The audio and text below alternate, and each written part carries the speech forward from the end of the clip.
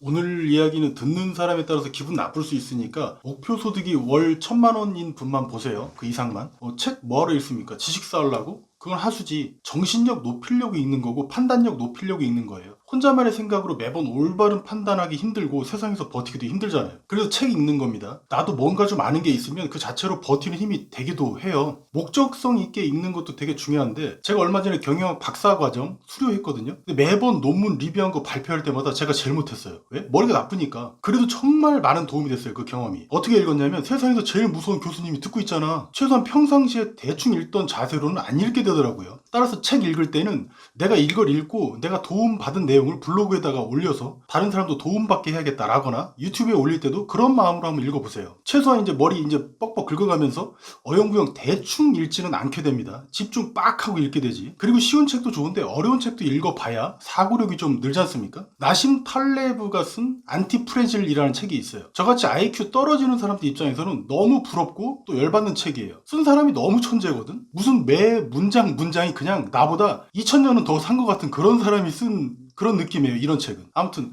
우리도 가끔은 이런 어려운 책도 읽어봐야 됩니다. 이 책에서는 외부에서 충격을 받으면 깨져버리는 프레질 단계라는 게 있고 똑같이 외부 충격을 받았는데 오히려 더 강해지는 안티프레질 단계도 있다고 소개를 해요. 우리가 왜 택배 받을 때 집어 던지지 말라고 그 취급주의 스티커 붙어 있지 않습니까? 거기 영어로 프레질이라고 써 있어요. 유리컵 같은 거 들어있으면 그런 취급주의 스티커 붙어 있어요. 이 개념만 알아도 이 책 절반은 이해한 겁니다. 근데 이게 놀라운 게 성공한 사업가들은 기본적으로 안티프레질 상태입니다. 히드라 알죠? 히드라? 얘는 대가리를 하나 자르면 대가리가 두 개가 새로 나와. 외부에서 손상을 줄수록 깨지는 게 아니라 더 강해지네? 조금만 힘들어도 쥐치고 좌절하고 부서지는 프레질한 사람은 이런 히드라 같은 사람을 절대 이길 수 없는 거예요. 참고로 외부 충격을 받아도 변하지 않는 사람은 강건하다고 표현해요. 이건 프레질하고 안티프레질하고 이 사이에 있는 중간 단계라고 표현을 하는데 왜 그런 사람 있지 않습니까? 열받는 일이 생겼어. 보통은 열받는 일이 생기면 열을 내죠. 화를 내죠. 근데 감정의 변화가 드러나지 않는 사람, 보통 이런 사람들이 어디 가서 뭐 대장 노릇하고 리더 역할을 하고 그러지 않습니까? 멋있고. 그런데 이런 강건한 사람보다 히드라 같은 안티프레질한 사람이 더 생존에 뛰어난 거라는 이야기입니다. 외부 충격이나 손상은 살면서 늘 찾아오는 친구 같은 존재예요. 여기서 깨져버리면 능력이 낮은 게 아니라 지능이 낮은 거라고 합니다. IQ랑은 다르죠. 이런 사람은 우울증에도 쉽게 걸리고 자기 자존감도 낮은 경우가 많아요. 남 탓은 또 오지게 하고. 이런 사람 중에 혹시라도 인성이 착한 분이 계시면 하루에 1시간씩 책 읽어보세요. 그렇게 한 달만. 그렇게 인생이 달라질 겁니다. 뭘 모르니까 신데렐라 콤플렉스라도 걸린 사람처럼 뭐 자꾸 다른 사람들한테 이용당하고 억울한 일이 생기고 그러는 거예요. 지금부터라도 잘 알면 되겠죠. 뭐 세계적인 석학이나 일론 머스크 같은 천재가 되라는 말도 아니지 않습니까? 그거는 그렇게 태어나거나 그렇게 만들어지는 건데 우리가 그럴 기회나 있나? 평범하지만 경제적으로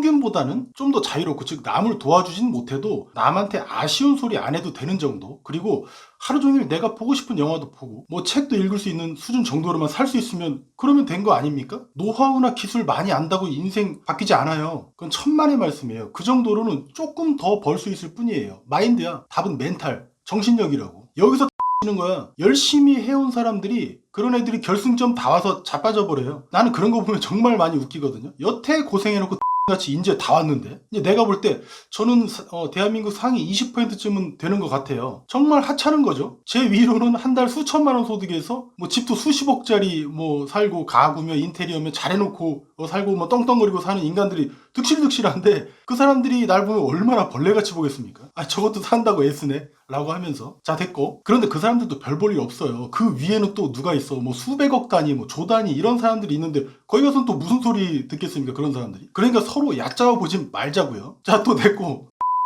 저도 중간에 쓰레기 같은 삶 청산하고 조금이라도 살아보겠다고 얼마나 많은 일을 겪었는지 모릅니다. 크고 작은 뭐 사업도 많이 해봤고 인간 믿은 덕분에 뭐 사기도 당해보고 뭐 볼 꼴 못 볼 꼴 다 보고 간신히 여기까지 기어서 왔어요. 그러고 뒤돌아보니까 이 돈 버는 문제는 전부인 줄 알았더니 아무것도 아니고 중요한 문제도 아니었어요. 이건 그냥 과정에서 나오는 조금 달달한 어떤 그 설탕물 같은 거지. 아직 제가 몇만 원밖에 못 벌어봐서 감이 없는지는 모르겠는데 앉아서도 뭐 한 달 1,000만 원 정도는 벌고 있어요. 게을러서 그런데 만약 제가 성실했다면 지금 한 달 5천만 원은 더 벌고 있을 겁니다. 이게 다 트래픽 때문이죠. 이건 뒤에서 다시 설명드릴게요. 실제 하루 5천만 원 벌기도 했습니다. 이건 아시는 분은 잘 아시죠? 이번 5월에 낼 종소세가 조금 걱정될 정도로는 벌고 있다는 겁니다. 제 마지막 월급 받은 게 200만 원 후반대니까 그때보다는 그래도 좀 나아진 거예요, 삶이. 소득이 막 뭐 수억에서 수십억은 안 돼도 최소한 월 소득 한 1, 2천만 원 수준만 돼도 삶의 옵션이 생깁니다. 선택권이 생긴다고. 그러니까 그지 같은 놈이 하는 잔소리 안 들어도 되고 진짜 만나기 싫은 사람인데 만나서 비굴하게 굽신거리지 않아도 돼요. 좀 부족해도 그냥 내가 하고 싶은 일 하고 살 수 있는 수준이 딱 그 수준인 거예요. 이게 가장 좋은 점이죠. 그러니까 어디 가서 내가 좀 그지 같은 대접 받는 게 정말 싫은 사람들은 어떻게든 최소 월 1,000원 찍더라고요. 제가 전자책 컨설팅 수백 명 해드리고 있는데 이분들 중에서는 노하우나 어떤 기술 수준이 엄청 높은 경우도 있고 반면에 이걸 진짜 전자책이라고 쓰나 싶은 경우도 있어요. 전자책은 잘 아시다시피 상대방이 가진 문제점만 해결해 줘도 하루 500만 원도 벌 수 있는 기회를 준 그런 도구잖아요. 그런데 상대방 문제 해결 안 되는 거면 하루 10,000원도 못 벌어요. 이게 종이 한 장 차이야, 종이 한 장 차이. 그런데 어느 순간 별거 아니었다가 기술 수준이 갑자기 막 일지월장하는 그런 사람도 있더라고요. 왜 그럴까? 이건 어디 가서 뭘 더 배워오는 게 아니라 자기가 부족한 걸 아니까 그제서야 그걸 깨닫고 각성하고 열심히 실행했던 거예요. 아무리 배워도 올라가는 데는 한계가 있어. 학습이랑 실행은 다른 거죠. 무엇보다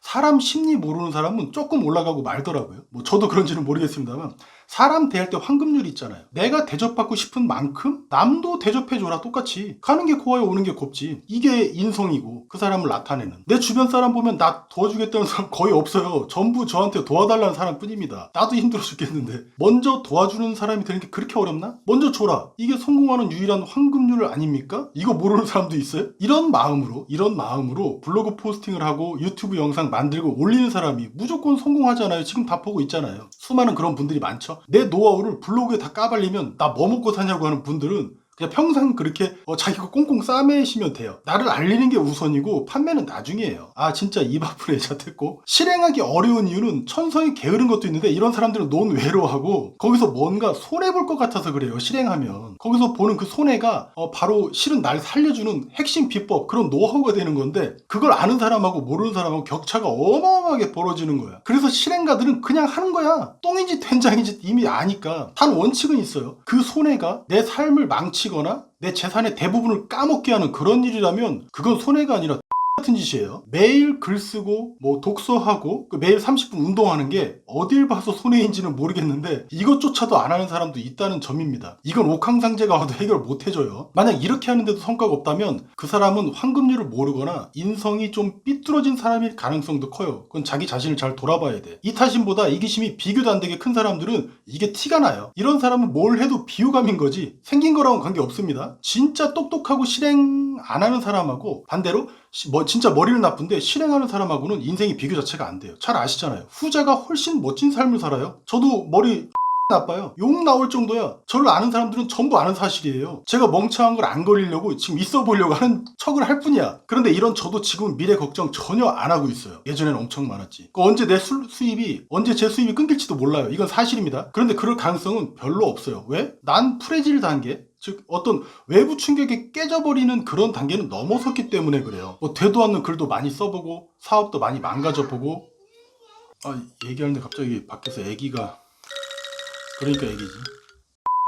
그러니까 되도 않는 글도 많이 써보고 사업도 많이 망가져보고 뭐 인간도 무수하게 더러운 일도 많이 겪어보고 허리도 부서져서 2번 수술하고 목 디스크로 3주 이상 입원도 해보니까 뭐 죽는 것 빼고는 뭐 없더라고 세상에. 돈 버는 이야기도 안 할 수가 없는 게 매일 나만의 플랫폼 뭐 블로그든 유튜브든 뭐 SNS든 글 쓰고 매주 영상 올리는 이유는 트래픽 때문이에요. 침착맨이나 뭐 신사임당 아니면 부익남 이런 분들 하루가 멀다 하고 영상 올리는 이유가 뭡니까? 그분들이 뭐 시간이 남아가지고 트래픽으로 만들 수 있는 가장 탁월한 게 뭐냐면 바로 대세감. 이 분야에서 내가 대세로 보이게 만들어주는 거지. 이게 무서운 거예요. 아무튼 트래픽 없으면 기술도 무쓸모예요. 하루 1억도 버는 사람이 있는데 그건 전부 트래픽 없이는 불가능한 거예요. 이게 수익의 수업 유일한 본질입니다. 아이템 없으면 그건 다른 데서 갖고 와도 돼. 이 말 이해 못하는 사람 없죠? 그리고 아이템 이건 실행가라면 걱정 없는 거예요. 내 분야에서 그래도 최소 몇 달 활동해 봤고 남들 좀 도와줘 봤고 그렇게 해서 2만 원 받을 수 있는 노하우조차도 없다면 이건 제가 더 드릴 말씀이 없어요. 모든 콘텐츠의 정점에서 등장하는 게 있죠. 정신력. 이게 안티프레질이에요. 이게 안티프레질 해야 가끔 찾아오는 우울증에도 안녕할 수 있고 오래도록 가족과 행복할 수 있습니다. 자, 내가 오늘 책 리뷰를 한 거야. 잔소리를 한 거야.